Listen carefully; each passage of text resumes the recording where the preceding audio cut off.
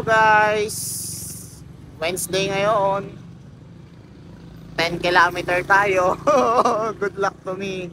Tamad na tamad pa naman ako mag-jogging ngayong araw. Pero ganun talaga, kailangan natin mag-training para di tayo mabigla sa 21 kilometer na tatakboy natin sa Sunday. Guys, tara, samahan nyo ako. Mag 10 kilometer tayo ngayong araw. Sana kayanin ko. Nalasamod yung katawan ko, pagod. Pero ganun talaga. Yung mga araw talaga na hindi ka consistent, na malakas sa katawan mo, or ganado ka mag-jogging, yan. Suot ko nga pala, bagong-bago. Adidas Adios 9. Siyempre, galing sa Dado Streetwear yan. Ayan guys, punta na tayo ngayon ng 4 lanes at doon na tayo mag-jogging.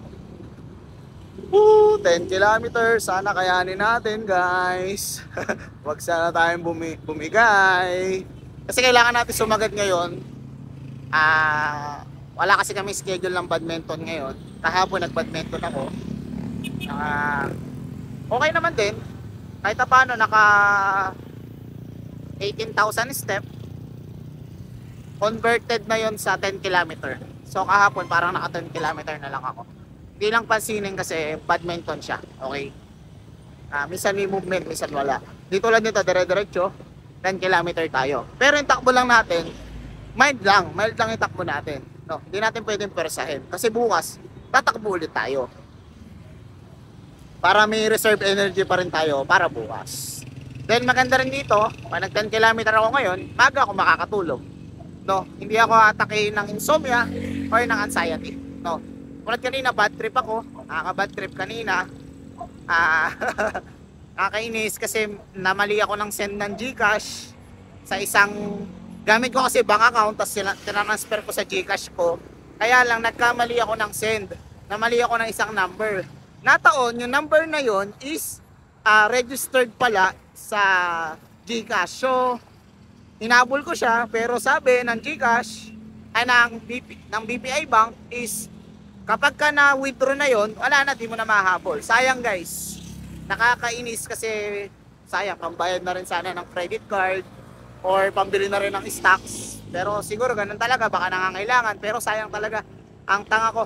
No, ang natutunan ko sa lesson na yon is wag ka masyado nagmamadali kasi ako, napalupat na yung cellphone ko. Hinay-hinay lang. Pwede mo naman pag-isipan muna kung gagawin mo na isang bagay na ganun. Na-share ko lang guys kasi kaya ko rin iti 10 kilometer para tanggal din ng stress. Na guys, tara, samahan nyo ako, mag 10 kilometer tayo ngayong araw. Let's go!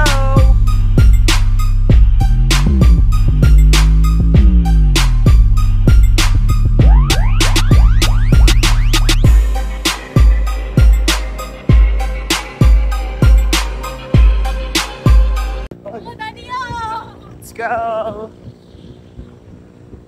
Basta tayo mag-warm up ngayon naman. Takbo na tayo. Let's go! 10 kilometer! Let's go! Sabay ko sa... Hey! Takbo ba kay Sunday? Tama. 21. Wala na si Batman.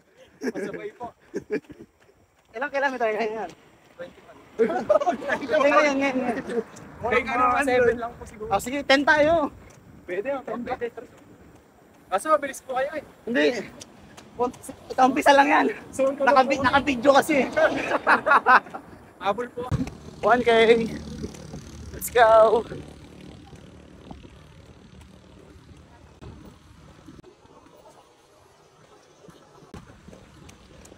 Shoutout kay ate. Ganda mo. 2K. Let's go. 8 to go. Woo. Tapos na isang balik. Let's go. 4 kilometer na tayo guys, going to 5. Isang balik ulit tayo sa 4 lanes. Let's go. 6 to go. Alright, kaya natin to. 6.5K. Pabalik na tayo.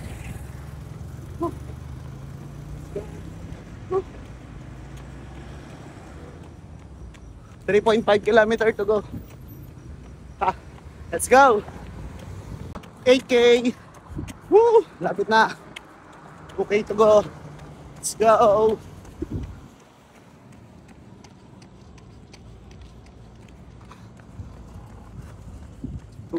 lang. Let's go.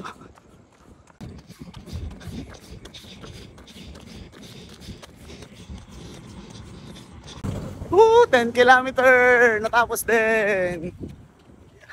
Thank you Lord! Lapit na sumuko, nagugutom na pero go pa rin.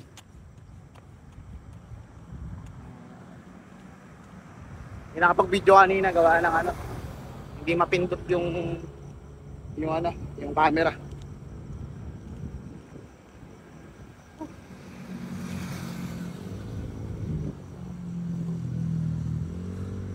Tik ng bumigay, buti na lang.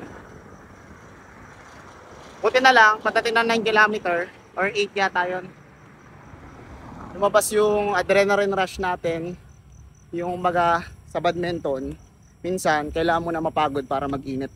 Nataon kanina, bandang 8 kilometer nag-init tayo. Kulang natin bala sa pagkain. Sa bagay, kunti lang naman yung kinain ko kanina. Kaya next time, lesson din sa akin, kapag maglo-long run, is kailangan kargado ka ng carbs. Kinulang ako sa carbs. Sorry pala for the word calories. Carbs. Kinulang ako ng carbs. Yun lang guys. Thank you Lord, 10 kilometer. Bukas ulit.